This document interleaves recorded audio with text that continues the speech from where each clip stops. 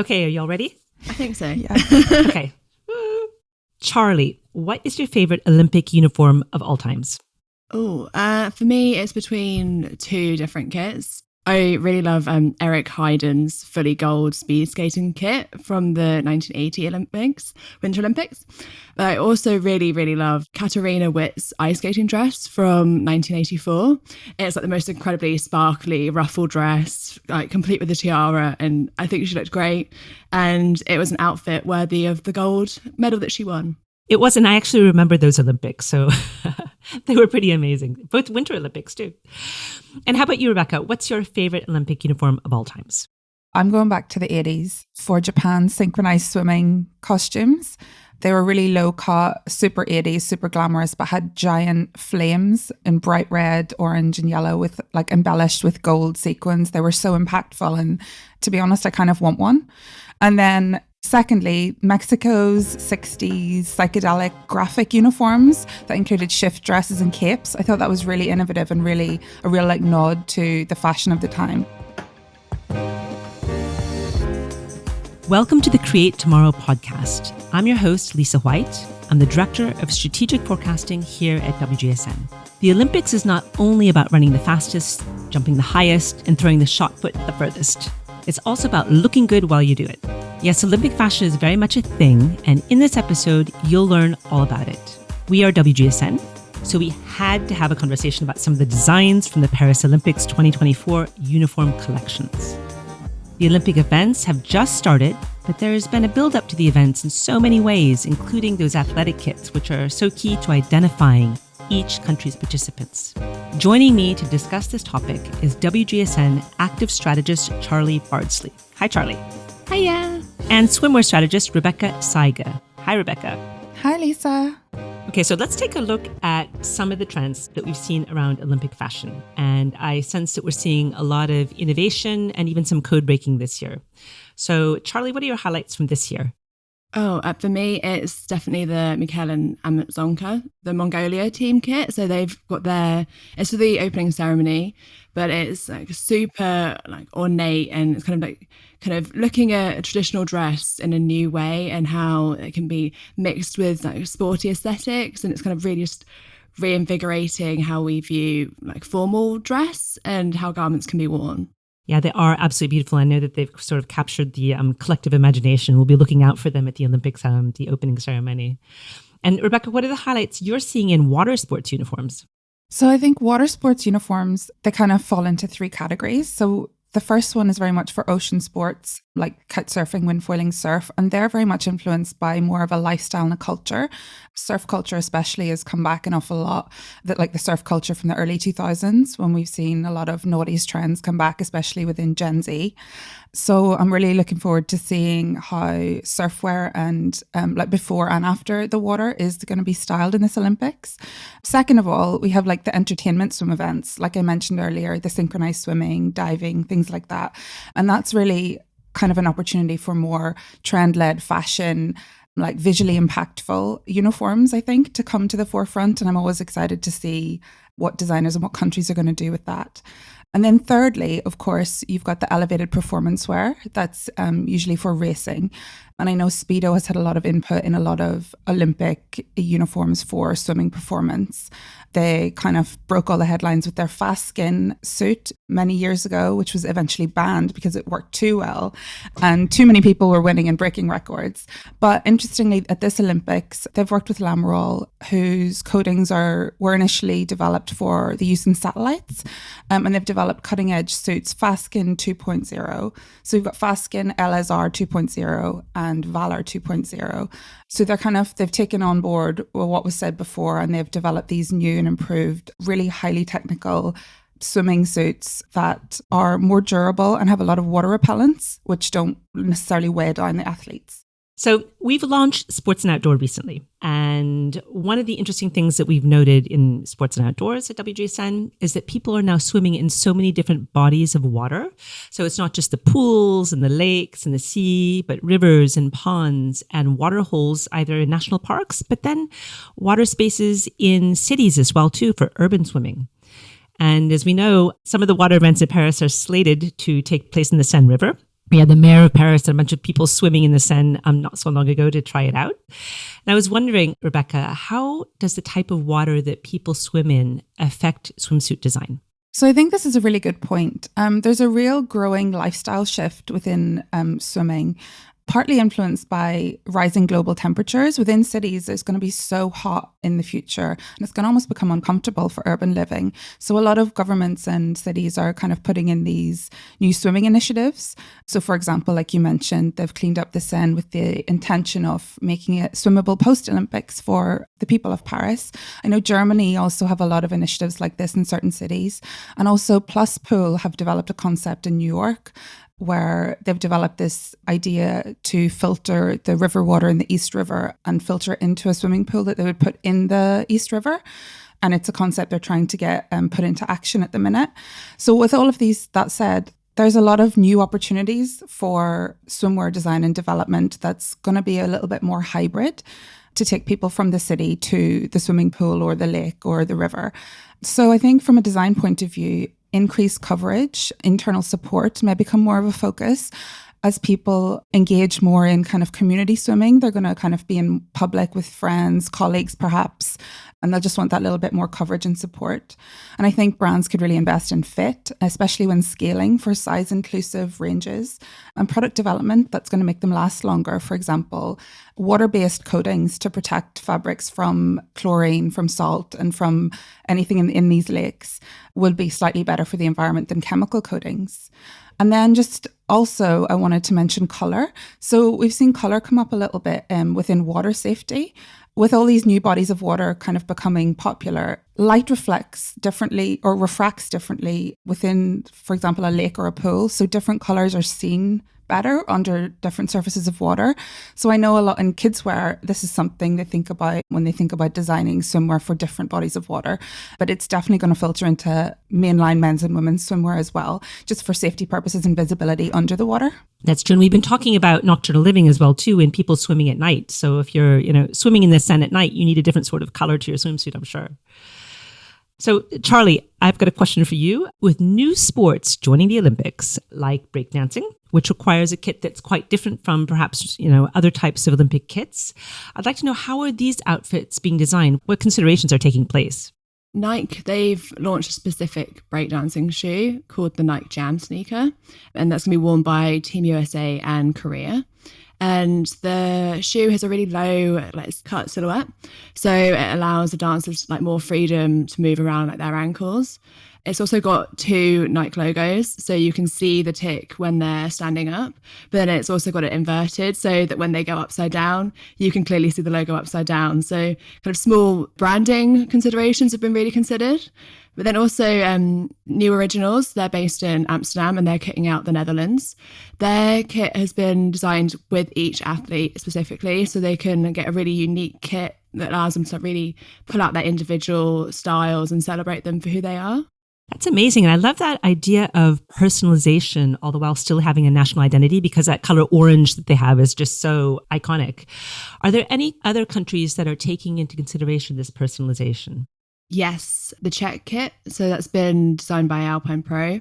This entire kit is gender inclusive. So they haven't got anything designed specifically for men or women. It's all kind of one unisex kit, which allows the athletes to either have it a little bit more oversized or if they want a tighter fit. So it's really allowing them to personalize their fit when they wear it themselves. And they've also made considerations for the Paralympic kit. So it's got the exact same kit for the Paralympics as the Olympics, just with slightly shortening of a jacket if it's going to be worn in a wheelchair, and allowing, again, athletes to make the adjustments so it fits them and their needs. Yeah, so it's for all bodies and all desires of coverage. And I was looking at for Team Canada as well, too. Lululemon created a kit that adapts to the specific needs and the bodies of all different abilities. And they've got these magnetic closed zippers and really cool sensory touch guides for everybody. So they're inclusive and they also look amazing. You're listening to the WGSN podcast, Create Tomorrow.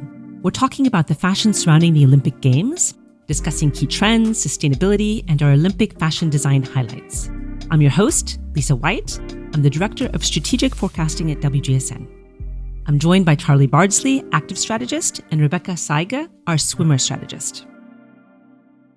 So let's talk about how fashion is influencing sports kit and how sports kit is influencing fashion. It now seems like sports kit are becoming really high fashion, and some of the uniforms are actually looking quite tailored this year too. So Charlie, how do you see fashion trends influencing the kits, and what are some of the drivers? Yeah, for sure. As you said, for quite some time, fashion has been really inspired by sportswear. We've seen it a lot, like on the catwalks in the high street, but it's now kind of starting to flip the other way. I think it's becoming from like where sports are becoming more social, and there's a bit more of a demand for like a capsule wardrobe where consumers are looking for pieces that can take them from the office to the gym and then to like the bar or something for socializing afterwards. So there's definitely that appeal for garments to look like technical pieces to look more fashion forward. This has been really obvious with the French judo kit. They've got this amazing, really smart tailoring, and it's been inspired by Japanese kimonos, kind of nodding towards judo's origins in Japan.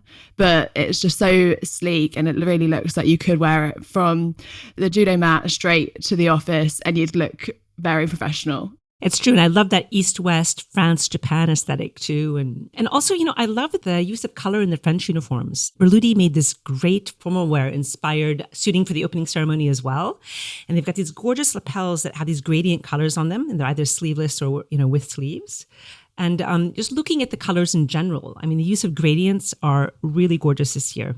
Where you've got again, on the French kit, sorry, I'm a little bit biased here, but you've got the ombre red and blue and off-white that looked really super beautiful in the Le Coq Sportif sports kit for France. They're made in France too, which is interesting. And designer Stéphane Ashpool actually worked with Chanel-owned workshops to create the gymnastic uniforms. They have got all these feathers sort of sewn into them and rhinestones. They're absolutely amazing. But beyond, feathers, we've also got fans that want to be able to wear Olympic merchandise. So how about French sportswear brands and what they're offering consumers? What can consumers actually wear to participate?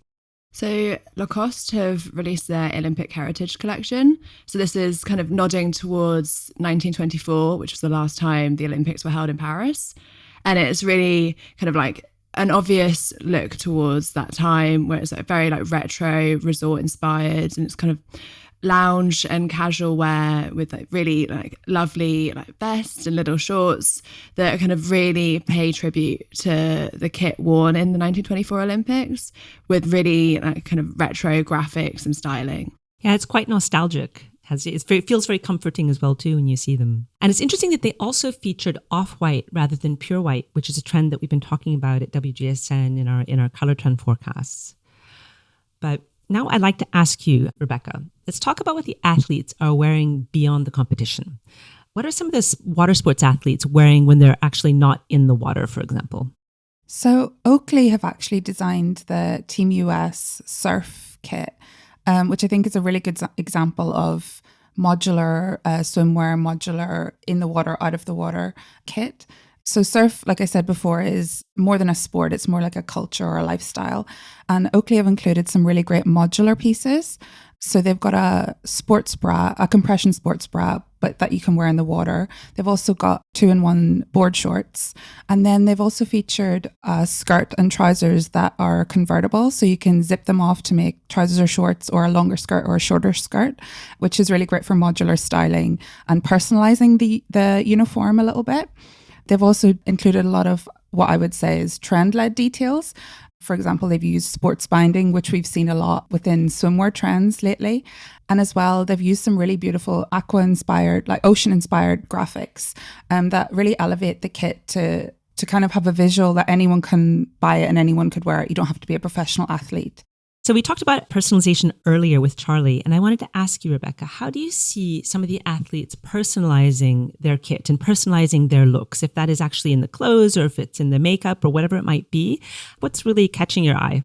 This is one of my favorite things to look for at Olympics or at sports events. So obviously, Sha'Carri Richardson is always one to watch. She makes such a statement with her hair, with her nails, and with her makeup. And she's got this look that makes her so visually iconic. She's also being pitted as this generation's Florence Griffith Joyner because of her impeccable style and her uniqueness, as well as her athletic capabilities.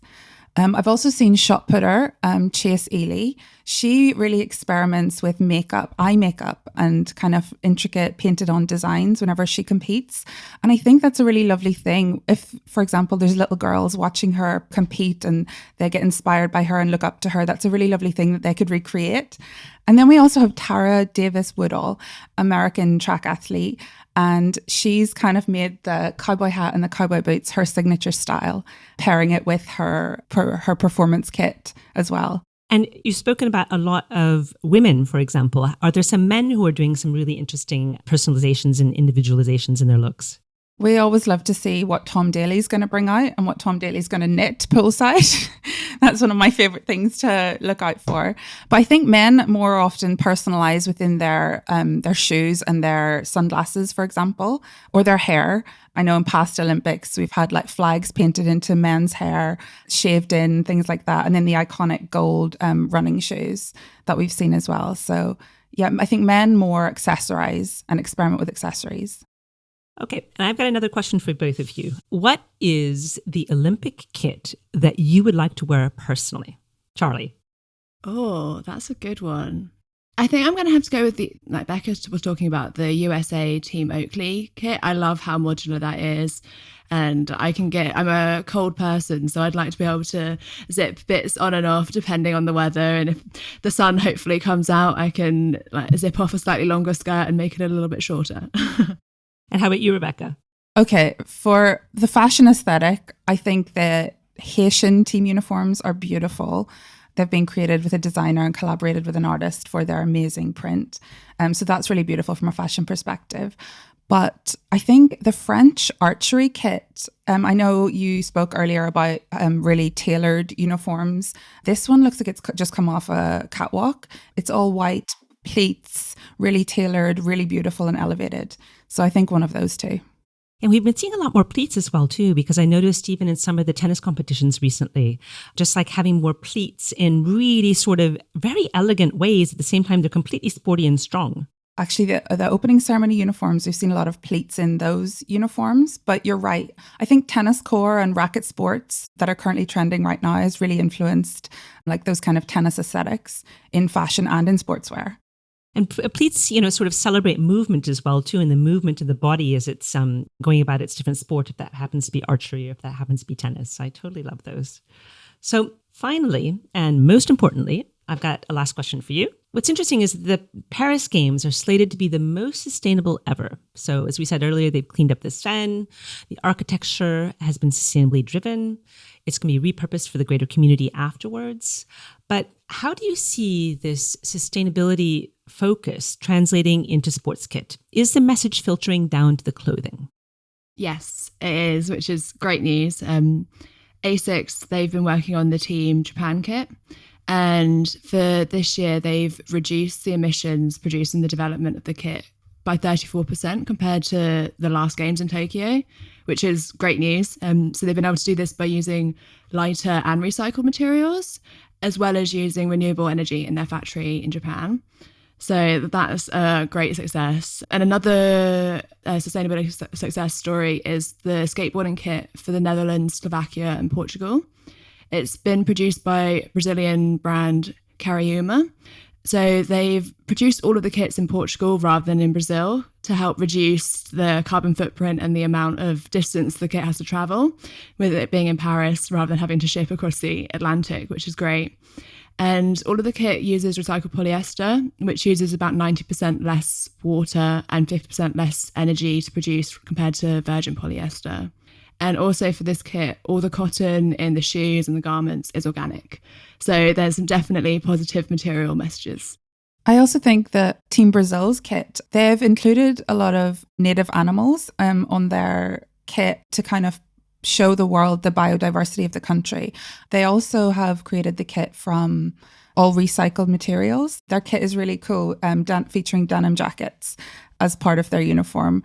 And I love that they've tried to make it as sustainable or as circular as possible by using recycled materials that already existed in the factory. That is absolutely great to hear. But We've been taking a look at sustainability and circularity a lot at WGSN. And with all the innovations we're seeing in recyclable and even compostable materials, for example, in denim as well, too, there is so much more that's possible. The fashion industry being such a major global polluter, it's such a great opportunity for brands to step into circularity even more for the 2028 Olympics. But I think one of the most sustainable materials used currently is repurposing parts of the Eiffel Tower. Can you tell me more about this, Charlie? Yes, this is, I think, probably my favourite development that's come from the Olympics. So over time, they've done maintenance on the Eiffel Tower, and any iron that they've had to remove from their kind of works has been preserved. And then fragments of the iron is being used in the production of the Olympic medals. So each of the medal has a little hexagon in it, which has pieces of the original Eiffel Tower. So any successful competitors get to take a bit of Paris home with them. And I think that's lovely. I want to win a medal just so I can have a bit of Paris. That is the coolest thing ever. And Rebecca, I actually know you're headed to the Olympics this week to enjoy some of the games. What are you going to watch? I'm going to watch tennis, hockey, canoe slalom, and rugby sevens. It's going to be a jam-packed week. But I'm really excited to see some of the uniforms up close, especially the warm-up kits. We don't often see press for the warm-up kits. We always see the opening ceremony and the actual performance wear. Also, I'm really keen to see how tennis and hockey kind of interpret first of all, the tennis core boom. I wonder if any designers will kind of go a little off-piste or make anything really exciting for their competitors. But also, I know in activewear, active skirts and active dresses have been a really key product area the last few years for women's wear. And those are like key components of women's hockey kit. And as a ex-hockey player myself, I'm quite excited to see what they're going to come up with. I can't wait to come back and tell us all about it because it sounds absolutely amazing. And I'm going to be attending the Paralympics, the swimming and the tennis, and I can't wait to see the kids there too. Thank you to my guests, Charlie Bardsley and Rebecca Saygi. If you're a WGSN subscriber, look out for more active sports and fashion trends available at WGSN.com. And if you're not a subscriber, please come and discover our services. We're constantly publishing new content focusing on how we can design a brighter, better future for our industries, including fashion, interiors, food and drink, beauty, consumer tech, and now sports and outdoor. We'll be back in 2 weeks for our next episode. In the meantime, you can catch the CEO of WGSN, Carla Buzasci, next week on our other podcast, Lives of Tomorrow, where she'll be joined by insight strategists discussing future generations.